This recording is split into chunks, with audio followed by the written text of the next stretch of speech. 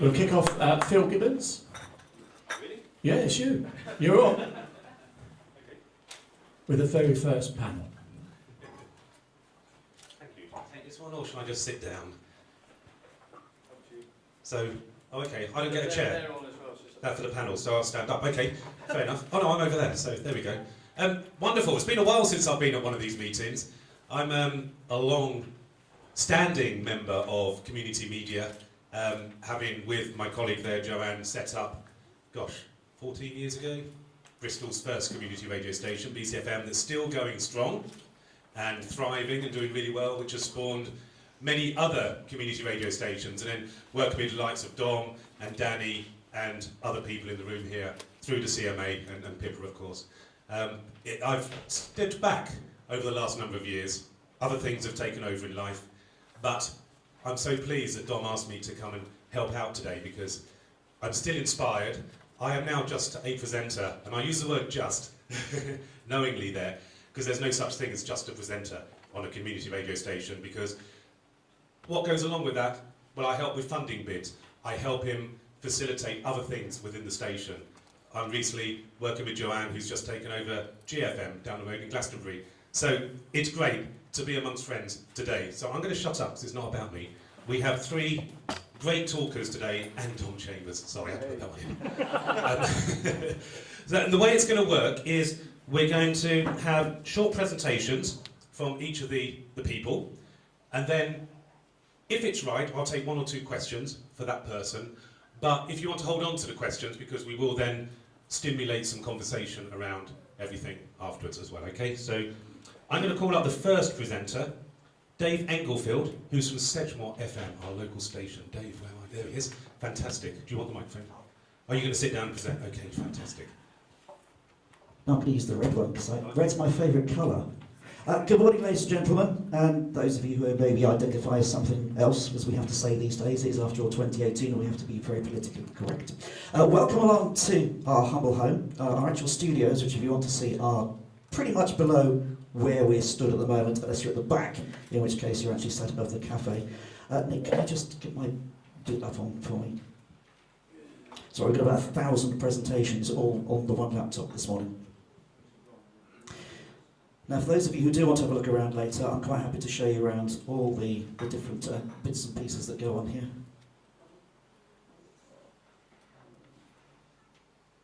It's technical. Let's put away, it's Nick, who is about as technical as an ant on a bad day. Yes. Right, so hopefully this will work. Anyway, when Dom and I first of all talked about bringing this here, he said to me, well, one of the things that I should talk about really is kind of the fact of coming from ILR to community radio, which is kind of becoming ILR again now. Just very, very quickly before I start, just a quick show of hands. How many of you, or how many of us, have actually worked in commercial radio before switching over to where we are now? Fantastic. There's a fair few of us, which is excellent news. So I thought I'd go back to come forward, as it were. And how did it all start? It does say, there was a T on there, it does say how does it all start. Well, a couple of friends who may be in this room were sat around talking, and we were just talking like you do, disillusioned with the current state of radio in the place where we were, which is here in Bridgewater. And we thought, you know, everybody was being very down on Bridgewater at the time. There's a great big thing in the national papers about NFB, which stood for Normal for Bridgewater, which apparently doctors were writing on the bottom of people's medical things in a very less than pleasant way, shall we say. If you're branded NFB, that was not good.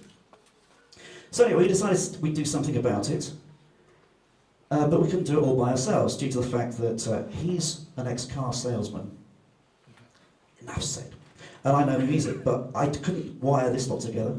Neither could I do other bits and pieces. So we brought in two other people to help us as well. One person who knew how to wire a plug together, a bit like our Ian here, he's far more of an expert. And also somebody that we referred to as a committee sitter. You know, the sort of person, the person who can just pick up the phone and call the local MP at home and get straight through and stuff like that. Because, again, we couldn't do it, but it opened up doors for it. So we then decided, right, next thing we need is a studio. So we spoke around, and we begged, and we borrowed, we didn't steal, we were good boys, and also bought a whole studio, which weighed about half a ton, our original studio desk. It was about that wide, and actually it would take 4 people to lift. It came out of Radio West, and up until about 3 months ago, it was actually still in my studio, my house. Then we noticed that the floor was starting to bow a little bit, so we thought, time to get a new one. Anyway, put together a studio. Also, health and safety-wise, if we'd have had to worry about health and safety back then, we'd have been shut down. Not the worst studio I've ever worked in. The worst studio, just very quickly, was an RSL I did with Kerry Jones. Many of you will know Kerry. And we were doing an RSL above a kebab shop in a bedroom with literally cables kind of go straight across. You could climb over to get in. So I'm there doing a live radio show when this naked Turkish man walks in behind me to get to the wardrobe in the corner to get some clothes to put on. A little off-putting, you might say. Anyway, we put together our first studio, and lo and behold, Nick and I then went around and spoke to every single local business. We must have driven them batty. We were going in, talking to them, saying, right, would you back a radio station for Bridgewater? Would you talk to us? Would you listen to us? Would you have us on? Talked to local people in the streets. Went and spoke to charities and clubs and societies and all kinds of things. And in the end we decided, you know what, we can do this. And so we began running RSLs. I know talking to Danny. Danny's got a long history of RSLs as well. And RSLs are great, except they're very expensive, aren't they? Was it 10 grand a month for the last ones that we did, I think, which was a while ago now. And of course, the important bit that we all do, giving up our weekends to support things for free. Whoever came up with that as an idea, well, yeah, thanks. My wife likes it because she gets rid of me for the weekends. Now, the interesting thing, of course, then, is you apply for, you create the interest for, you apply for it, eventually you get your license, which is fantastic. I still have every RSL license at home, in my studio at home. I also still have the original license as well that we were awarded. And it doesn't come out very often. Anyway, so we apply for the license, we get the license. And Radio Rise here in Bridgewater. And, well, remember these names, okay? Dave, that's me. Nick, that's him. There's also a guy called Mark Painter, who's not here today. Some of you may know Mark anyway. And a lady called Jackie Seeley, who also unfortunately can't be here today because she's not at all well. We were the 4 originators of radio here in Bridgewater. Me, music, him, sales, Mark, plugging things in, and Jackie, committee sitting, basically. And twice a year we would come on, we would do our RSLs from studios here in Bridgewater, which made us unique anyway, as I'm sure many of you are. And we kept putting things together. We put our transmission stuff on the top of Westfield House. You've come past Westfield House, it's the block of flats up here. And if you look up, you can see all the aerials up on the roof. Fantastic view from up there. People used to hang their washing out up there. Generally true. They weren't allowed up there now. But anyway, does this all sound familiar, by the way, to kind of your stories? People working together to create something for the local community and everything else? Yeah? Sound kind of similar to Ripley's story in here. Well, it was actually the local commercial station that we set up, which was BCR FM, which many of you may have come across, many of you may have listened to, or just have heard about in days of yore. And it was run, although it was run as an ILR, it was also a community station. We did a lot of training for people. We got involved with the local community. We gave up our time to do bits and pieces, and generally tried to do as much as we could to make Bridgewater come together as a community. Now, as always happens, we launched. There's our original launch schedule. Now, we actually managed to persuade the local paper to do a great big cover piece for us as well, which is fantastic. Absolutely brilliant. And in fact, NewsQuest ended up being major shareholders of us, which we didn't know at the time, but it would give us problems down the line. Because them and Chrysalis were our major shareholders, and, well, they decided they didn't want to be involved in radio anymore. Around about the same time as we were talking about buying Key West down in Minehead, which was the Minehead station. Subsequently, the station was sold to Choice, who had Key West anyway, and so we merged the two together. From there, when they sold, Laser Broadcasting came along. Yay. The reason for the way that bounced onto the screen is because that's what their salary checks used to do. Okay? If you don't know the story of Laser, look it up. It's quite incredible. They bought 7 stations, I think 7 stations, 2 of which made a profit. BCR, which was ours, and 3TR at Warminster. All the others they bought, loss-making. So what do you do if you've got all these loss-making stations and these 2 make just enough, a little bit of profit on top? You set up a head office that costs 40 grand a month to run. Yay! Anyway, they went bust. They were replaced by Southwest Radio. Bunch of chicken farmers, in case you're curious, in case you've never come across them. Guess what? They went bust. Then along came another dark part of radio in Bridgewater. Total The word we usually use at this point is a 4-letter word that starts with S, but there are ladies present. But Paul, we're still here, mate. That's all I can say. We're still here. It does rhyme with bite, yes. No, it rhymes with bit, because it's 4 words. Anyway, that is now the Breeze. So technically the Breeze in our area was actually born in my living room one drunken night. Actually, we were sober, which is remarkable, isn't it? Yeah. So fast forward a few years, and community radio comes along. Which is where we are, obviously, today, Sedgemoor FM. Nick and I have been involved in other community stations, but we'll save that for another day. Other people involved, well, there's me. There's Nick. There's Mark. And, would you believe, there's Jackie as well.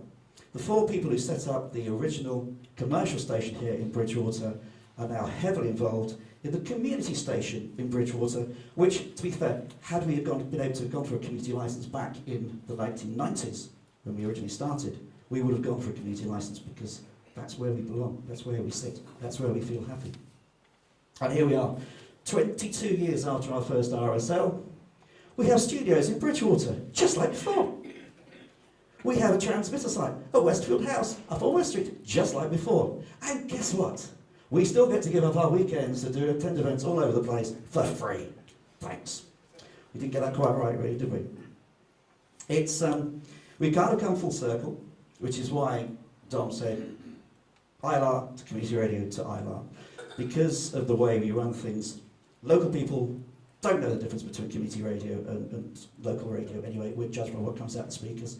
To them, they've got their breakfast guide back, they've got their drive time guide back, they've got the people they know, they've got the people they trust. And it's enabled us to work closely with our community. It enables us to bring people in and train them and give people a chance in radio. People who would not otherwise get a chance to do anything. When Dom was here, Dom met one of our volunteers, a guy called Steve. Now Steve was high flyer, management, going all over the country, everything else. Walking across the dual carriageway that most of you travelled in along. Was it 5 years ago now? Oh, 5, 6 years ago. Got hit by a speeding car. Went head first into, you know the button you push on the Pelican Crossing? He hit that head first. They reckon the car was doing 55 miles an hour when it struck him. Left with severe brain damage, but as Dom will testify, and there is a video as well that Dom took at the time, radio has given him a new lease of life. It's completely and utterly changed him. We've had meetings with his legal team, because it's still going through the courts. We've had meetings with his carers and other people, and they all say radio has changed his life completely, all for the better. That's all we can ask for, isn't it? That's all we can ask for. We can make a difference to people's lives, whether it's one person or whether it's 1,000 people. We're doing our job. And I'm very proud of what we've been able to achieve. So please, please, please enjoy your day here. If you want to have a look around the facilities, you're more than welcome. I'm more than happy to give you a tour around. And also, well, welcome to Sedgemoor FM. Happy to take any questions that you have, if you have any, or you can answer them for me. Thank you, Dave. That's a great way to start. I was making copious notes there, but just areas of interest that we'll probably explore later. Not dissimilar to, I guess, many community radio stations, in the BCFM, we stole our whole studio when we first started. But we were very lucky. We were funded by the government. We were an inner city regeneration area in the centre of Bristol. So John Prescott paid my wages for many years. That luxury, not the luxury of John Prescott, but the luxury of funding has since gone. It's interesting that you've done completely the opposite to, I guess, many stations. You've come from the commercial side and are now adopting the community model. We'll explore that a little bit later. Can I just ask one question, unless anybody has some burning questions? Oh, you do have one? Okay, can we get a microphone to you then? Yeah, hold on. If I take my microphone down too... Then you can use the shawl on the desk. Thank you, Martin. That's good. Who was it? Was it you, Andy? Yeah. Oh, there we go. Andy from down on the coast there. Beautiful part of the world. With lots and lots of steps, actually, up to the studios. Hiya. Oh, Dave, all right? Hello. Hello. I just wanted to ask, I'm just interested to know what your coverage is like as a community station going off the same site as it was to previous when you were a commercial station. Because the station runs on lower power, it doesn't cover as big an area, unfortunately. We do cover, funnily enough, we're putting in for more power at the moment, as I'm sure many of us are. The footprint isn't quite as big. It does spread quite a long way though. We still cover the bulk of the Sedgemoor footprint. When you look at the Sedgemoor FM logo, the dots, that is actually an outline of the Sedgemoor map, which is actually the area, the council area that's known as Sedgemoor. It does cover most of that, although there are pockets that we can't get into at the moment, which obviously we're hoping to address. Do you remember what kind of power you were on as a commercial station compared to today? Yes, legally, for those of you who know the story of Total, what's it, they will know. Legally, we were on 100 watts here. That was all, 100 watts, vertical and horizontal. And when we came in, there was a community station here already. For those who don't know, Sedgemoor FM, the licence is actually owned by the YMCA itself, which is why we get used to this fantastic building. But they'd set up a station beforehand which was going nowhere, is a polite way of describing it. They had no volunteers, they had no listeners, they had no backers, nothing was going on. They only got 25 watts, so that's all we're operating on at the moment still. It does make a heck of a difference. Thank you, Andy. I'm going to just leave this one hanging, okay, this question. I don't want you to answer it because it will come into the conversations, but just food for thought.